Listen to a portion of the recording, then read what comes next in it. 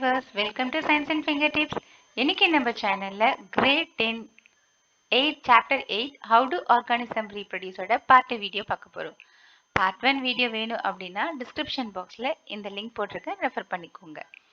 Part 1 வீடியோல asexual ரீப்ரொடக்ஷனோட types பார்த்தோம்.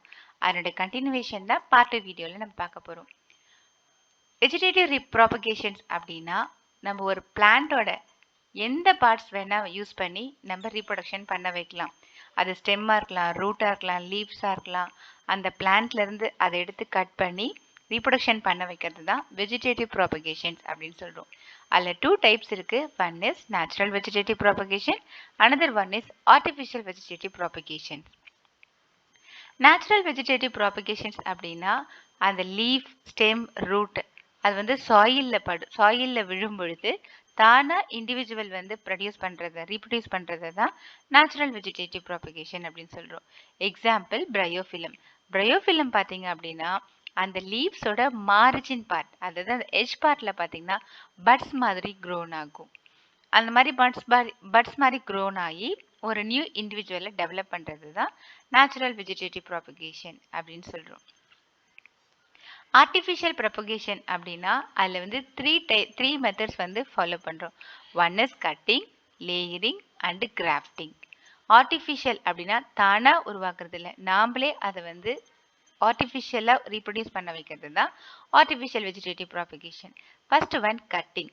Cutting அப்படின்னா ஒரு பிளான்ட்டோட எனி பார்ட், அது ரூட்டாக இருக்கலாம், ஸ்டெம்மாக இருக்கலாம், லீஃபாக இருக்கலாம், அதை கட் பண்ணி ஒரு மாய்ஸ்ட் சாயிலில் நம்ம புதைச்சி வச்சோம் அப்படின்னா அது க்ரோன் ஆகும்.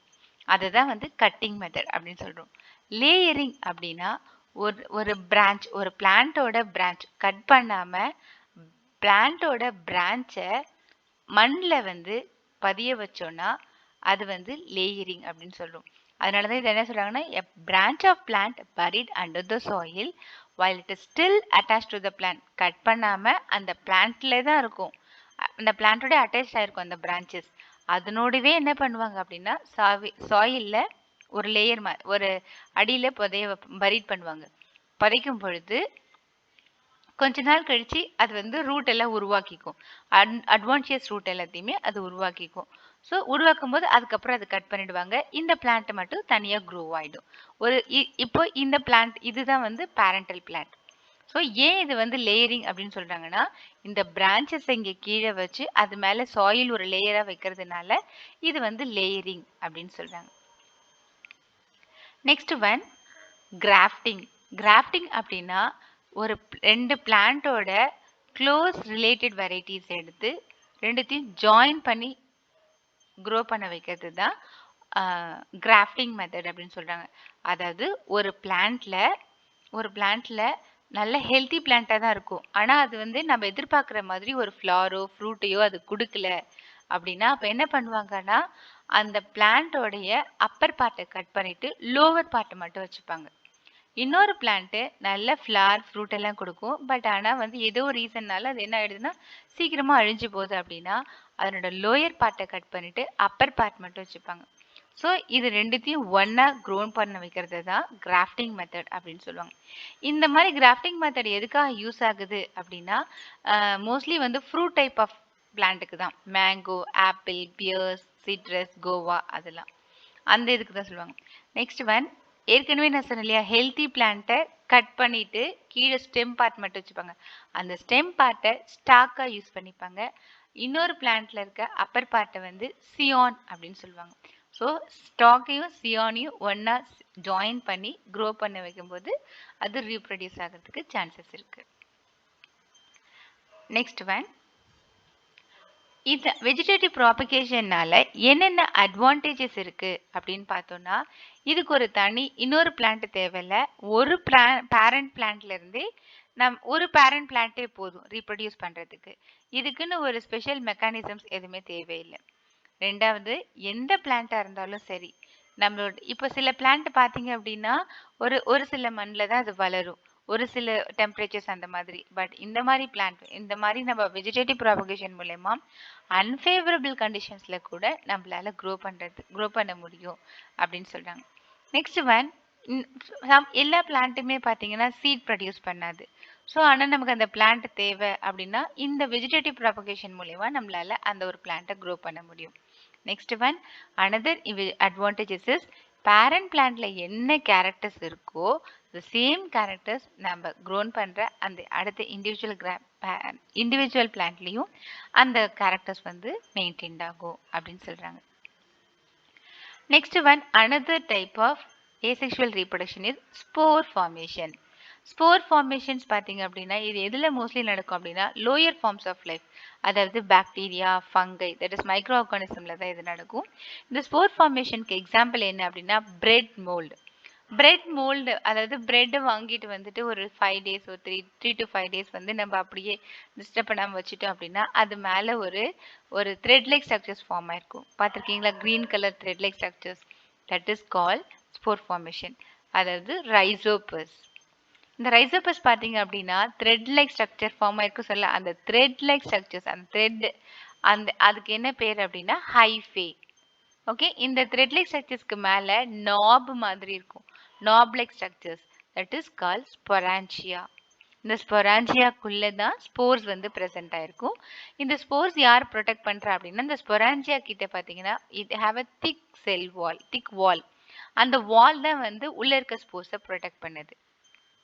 ஓகே, இப்போ ஸ்போர்ஸ் வந்து இப்போ ஸ்போர்ஸ் என்ன ஆகும்னா இது ஒரு 2-3 days கழிச்சு மெச்சூர்ட் ஆகும்போது இது வந்து பர்ஸ்ட் ஆகும். பர்ஸ்ட் ஆகும்பொழுது உள்ளே இருக்க ஸ்போர்ஸ் வந்து மாய்ஸ்ட் சர்ஃபேஸில் விழுந்து திருப்பி அடுத்த ஒரு இண்டிவிஜுவலை அது உருவாக்கிக்கும், அடுத்த இண்டிவிஜுவலை க்ரோ ஆகும். இதுதான் ஸ்போர் ஃபார்மேஷன்ஸ். ஸோ ஏசெக்ஷுவல் டைப்ஸில் 6 டைப்ஸ் வந்து நம்ம பார்த்தோம். Next sexual reproduction in flowering plants. இது வரைக்கும் ஏசெக்ஷுவல் மெத்தடில் 6 டைப்ஸ் பார்த்தோம். இப்போ sexual reproduction in flowering plants. Flowering பிளான்ஸில் எப்படி வந்து செக்ஷுவல் ரீப்ரொடக்ஷன் நடக்குது அப்படின்னு பார்ப்போம். செக்ஷுவல் ரீப்ரொடக்ஷன்ஸ் அப்படின்னா எக்ஸாம்பிள்ஸ் வந்து இது எந்த ஃபேமிலினா ஃபைலம் என்ஜியோஸ்பெர்ம்ஸ். ஃபைலம் என்ஜியோஸ்பெர்ம்ஸில் வர இந்த ஃபேமிலியில் வர எல்லா ஃப்ளவருமே பார்த்தீங்க அப்படின்னா 2 கேமெட்ஸும் மேல் gametes and female gametes produce பண்ணுற ஃப்ளவராக தான் இருக்கும். அதாவது மேல் கேமெட்ஸ் அது என்னன்னு சொல்லுவாங்கன்னா பைசெக்ஷுவல் ஃப்ளவர்ஸ் அப்படி சொல்லுவாங்க. ஸோ என்ஜியோஸ்பெர்மில் வர ஃபைலம் என்ஜியோஸ்பெர்ம் குரூப்பில் வர எல்லா ஃப்ளவர்ஸுமே மோஸ்ட் ஆஃப் த ஃப்ளவர் வந்து பைசெக்ஷுவல் ஃப்ளவர்ஸாக தான் இருக்கும். பைசெக்ஷுவல் அப்படின்னா என்ன? 2. ஸோ மேல் ரீப்ரொடக்டிவ் ஆர்கனும் அதில் இருக்கும், ஃபீமேல் ரீப்ரொடக்டிவ் ஆர்கனும் ஒரே சேம் பிளான்ட்டில் இருக்கும். இந்த ஃப்ளவர் அப்படின்னா ஃப்ளவரிங் பிளான்ட்டில் பார்த்தீங்கன்னா மெயின் பார்ட்ஸ் அப்படின்னு பார்த்தோம்னா 4 மெயின் பார்ட்ஸ் இருக்கு. First one is sepal, petal, stamen and the carpel or pistil. So இந்த 4 மெயின் பார்ட்ஸ் தான் இட்ஸ் வெரி இம்பார்ட்டன்ட். இதில் பார்த்தீங்கன்னா stamen and pistil. Stamen is a male reproductive organ, pistil is a female reproductive organ. So male organ வந்து male கேமெட்டை produce பண்ணும். இது எங்கே இருக்கும் அப்படின்னா பாலன் கிரெயின்ஸில் ப்ரெசென்ட் ஆகிருக்கும். ஃபீமேல் ஆர்கன்ஸ் வந்து கார்பல் ஆர் பிஸ்டில் அப்படின்னு நம்ம சொல்லுவோம். இது வந்து ஃபீமேல் கேமெட்டை ப்ரொடியூஸ் பண்ணும். இது எங்கே ப்ரெசென்ட் ஆயிருக்கு அப்படின்னா ஓவியூலில் ப்ரெசென்ட் ஆயிருக்கு. ஓகே, இந்த ஓவியல்ஸ் வந்து எங்கே என்க்ளோஸ் ஆயிருக்குன்னா கார்பல் என்க்ளோஸ்க்கு. ஸோ மேல் ரீப்ரொடக்டிவ் ஆர்கன் அப்படின்னா ஸ்டேமன், ஃபீமேல் ரீப்ரொடக்டிவ் ஆர்கன் அப்படின்னா பிஸ்டில். இப்போ இந்த ஃப்ளவர் எடுத்துக்கோங்க. இந்த ஃப்ளவரில் பார்த்தீங்க அப்படின்னா 4 மெயின் பார்ட்ஸ் சொன்னேன் இல்லையா? என்னென்ன அப்படின்னா first one chappal, petal, stamen, carpal. First one petal. Petal பார்த்தீங்க அப்படின்னா இதழ்கள்னு சொல்லுவோம் இல்லையா? ஸோ இந்த பெட்டல்ஸ் எல்லாமே பார்த்தோன்னா டிஃப்ரெண்ட் கலர்ஸில் இருக்கும். டிஃப்ரெண்ட் கலர்ஸ் ஏன் டிஃப்ரெண்ட் கலர்ஸில் இருக்குது அப்படின்னா இன்செக்ட்ஸ் அனிபீஸை அட்ராக்ட் பண்ணுறதுக்காக அது அந்த மாதிரி கலர்ஸ் இருக்குது. Okay, so petals. Next one it have a coloured pigment. So அதனால இது கலர்ஸில் இருக்குது. நெக்ஸ்ட் ஒன் செப்பல் பார்த்தீங்க அப்படின்னா பெட்டல்ஸை ப்ரொடெக்ட் பண்ணுறது தான் செப்பலோட ஒர்க். Next one stamen. இதில் பார்த்தீங்கன்னா இதுதான் ஆந்தர், இங்கே டியூப்லைக் ஸ்ட்ரக்சர்ஸ் இருக்குல்ல, இதுதான் ஃபிலமெண்ட். ஸோ ஆந்தரும் ஃபிலமெண்ட்டும் சேர்ந்தது தான் ஸ்டேமன், தட் இஸ் மேல் reproductive organ. Okay, so stamen அப்படிங்கிறது இந்த 2 பார்ட்ஸ் சேர்ந்து. ஸ்டேமன்ங்கிறது மேல் ரீப்ரொடக்டிவ். எது ரெண்டுத்தையும் சொல்லுவாங்க அப்படின்னா anther and the filament.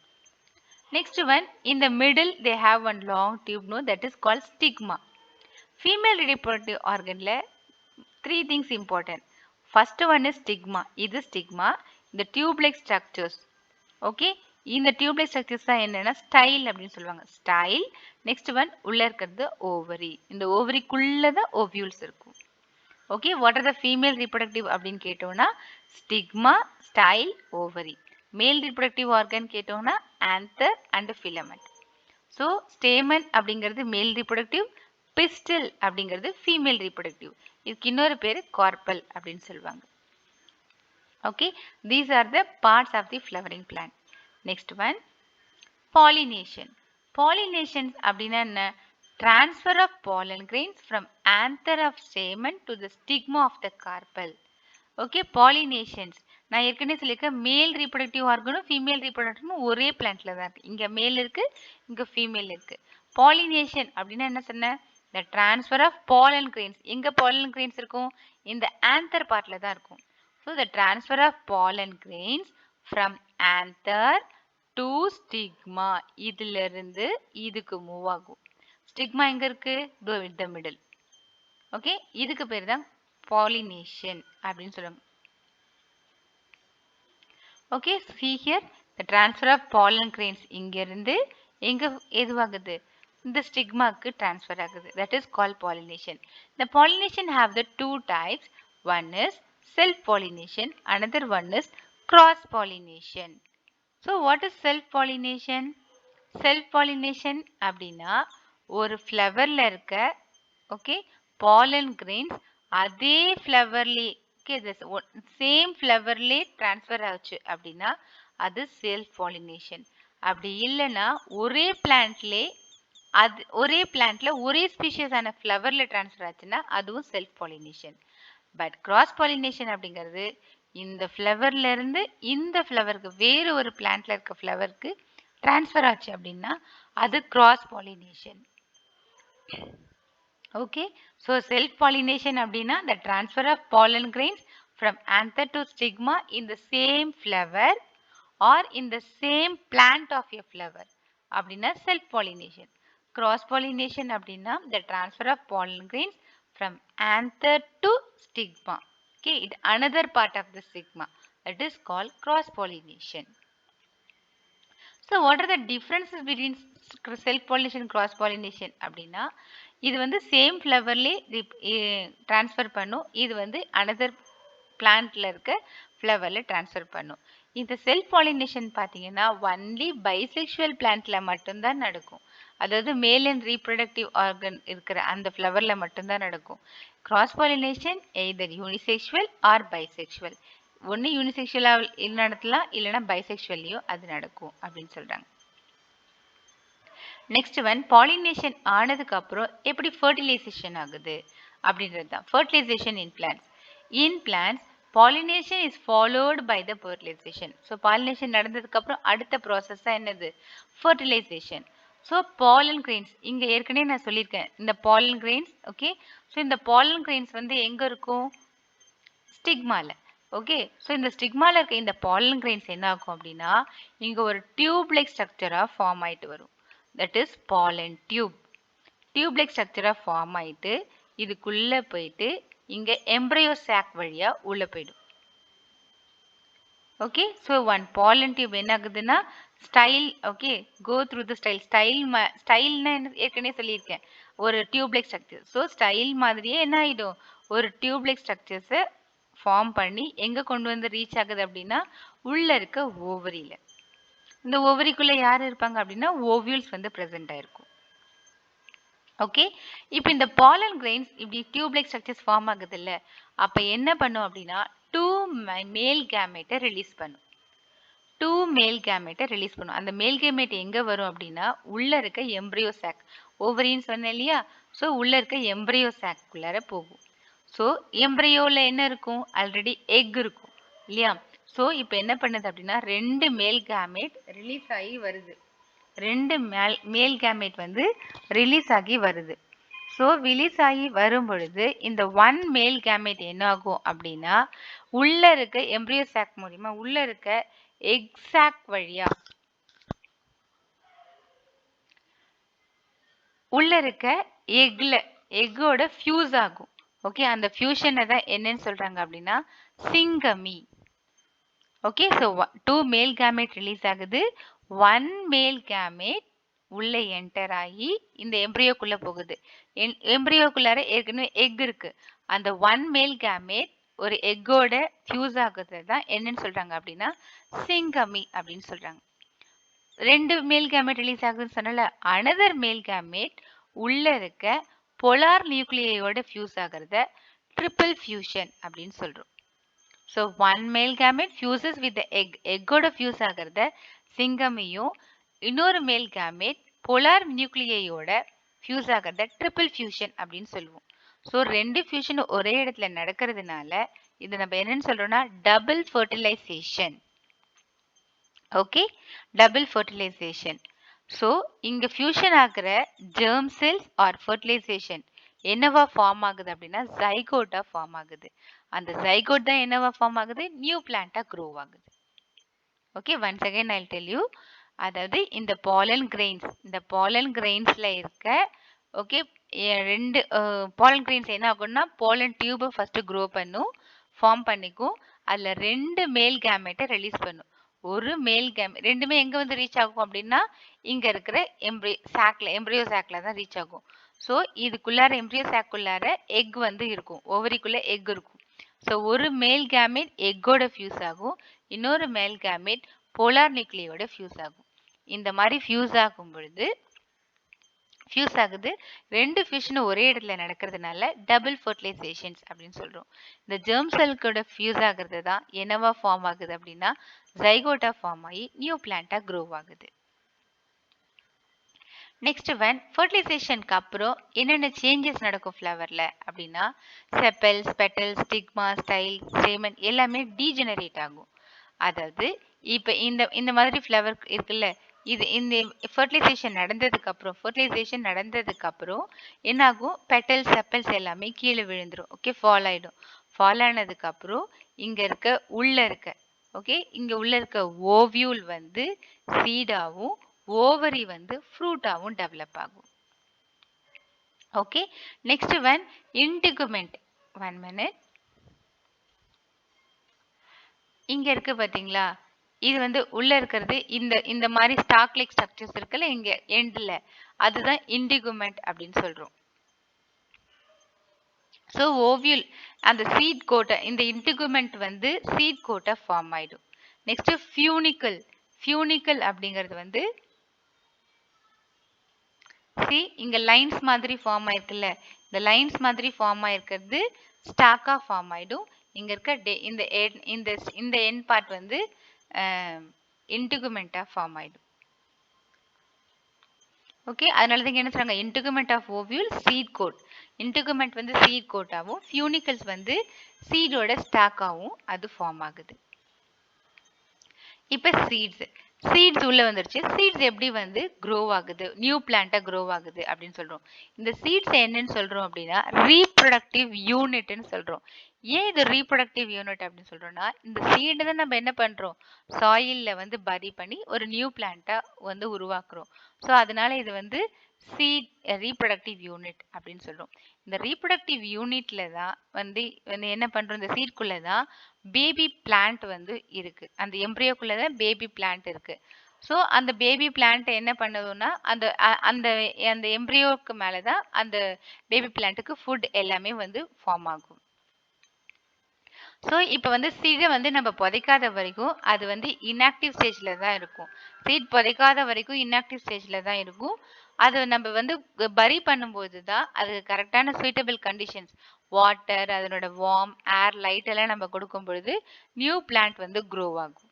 So இதில் வந்து என்ன ஆகும் அப்படின்னா இந்த சீட்ல பார்த்தீங்க அப்படின்னா காட்டிலேடன்ஸ் இருக்கும். காட்டிலேடன்ஸ் எதுக்கு ஹெல்ப் ஆகுது அப்படின்னா அங்கே தான் வந்து ஃபுட்டை வந்து ஸ்டோர் பண்ணிக்கும். ஓகே, இந்த ஃபுட்டை வந்து ஸ்டோர் பண்ற இடம் எப்படி இதுன்னா காட்டிலேடன்ஸ். இந்த காட்டிலேடன்ஸ்ல ஃபார்ம் ஆகிற ப்ளூமியூல். ஓகே, ப்ளூமியூல் வந்து ஷூட் சிஸ்டமாகவும், ஃபார்ம் ஆகிற ரேடிக்கல் வந்து ரூட் சிஸ்டமாகவும் க்ரோ ஆகும். ஓகே, ஸோ இதுதான் வந்து பேரண்ட். ஸோ இது பேரண்ட் பிளான்ட் என்ன ஆகுதுன்னா ரீப்ரொடியூஸ் ஆகுது. ஸோ சீட்ல இருந்து அதுக்கப்புறம் வந்து ஃப்ளவரா சேஞ்ச் ஆகி ஃப்ளவர்லேருந்து ஃப்ரூட்டா கன்வெர்ட் ஆகுது. ஓகே, இந்த வீடியோ உங்களுக்கு கண்டிப்பா ஹெல்ப்ஃபுல்லா இருக்கும்னு நினைக்கிறேன். இந்த வீடியோ பிடிச்சிருந்தா லைக் பண்ணுங்க, ஷேர் பண்ணுங்க, கமெண்ட் பண்ணுங்க, மறக்காம சப்ஸ்கிரைப் பண்ணுங்க. இதனோட கண்டினியூவேஷன் அடுத்த வீடியோல நம்ம பார்க்கலாம். தேங்க்ஸ் ஃபார் யுவர் வாட்சிங்.